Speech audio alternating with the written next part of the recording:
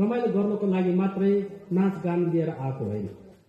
यो चाहिँ स्वर्गदूतहरू जब ख्रीष्ट येशूको जन्म भयो अनि उहाँको दर्शन गर्न र उहाँको दर्शनमा आएर उनीहरूले गीत गाएको नाचगान गरेको कुराहरू छ र यो कुरा सर्वप्रथम देख्ने मानिसहरू थिए। तपाईँ हामी जस्तै साधारण मानिसहरू जो चाहिँ भेडा गोठाला गरिराखेका थिए अनि ती गोठालाहरू जसले देखेको कुराहरू छ र स्वर्गदूत ओर्लेर आएको र यसरी गीत गाएको कुरा छ। र यो 14 पदमा लेखे जस्तै सर्वोच्चमा परमेश्वरलाई महिमा र पृथ्वीमा जुन मानिसहरूसँग उहाँ प्रसन्न हुनुहुन्छ तिनीहरूलाई शान्ति। ख्रीष्ट येशू जन्मिनुभन्दा अगाडिदेखि नै उहाँको पर्खाइमा धेरैजना ज्ञानी मानिसहरू थिए, अगमवक्ताहरू थिए, धर्मशास्त्रका विज्ञहरू थिए, ज्ञानी मानिसहरू थिए। उनीहरूले आफ्नै आँखाले ख्रीष्ट येशूको दर्शन गर्न चाहेका थिए, तर उनीहरूको आफ्नो समय अनुसार कतिजनाले देख्न पाएन। अनि त्यही समयमा ख्रीष्ट येशू जन्मिँदाखेरि नै त्यहाँ उपस्थित भएका कतिजनाले उहाँलाई देख्न पाए र तिनीहरूले धन्यको अनुभव गरे।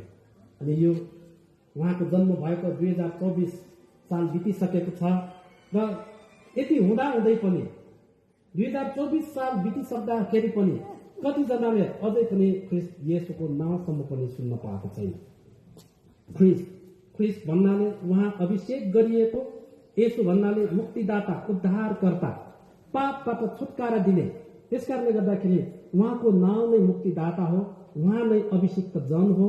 अनि हामी जस्ता अयोग्य पापी मानिसहरूको पापको लागि उहाँ आफै बलिदान भएर यसरी यस संसारमा आउनु भएको अनि बलिदान हुनको लागि हाम्रो पापलाई छुटकारा दिनको लागि उहाँ आउनु भएको कुरा तपाईहरुको माझमा यसरी घोषणा गर्दैछौँ। त्यसै गरी ठुल्ठुला विद्वान मानिसहरू, ज्योतिषहरू पनि अनि उहाँको जन्मको ताराको संकेतलाई पछ्याउँदै अनि आइपुगेको थियो। जब तिनीहरूले प्रभु येशूलाई देखे, तिनीहरूले सुन, धूप र मुर्र चढाएको कुरा।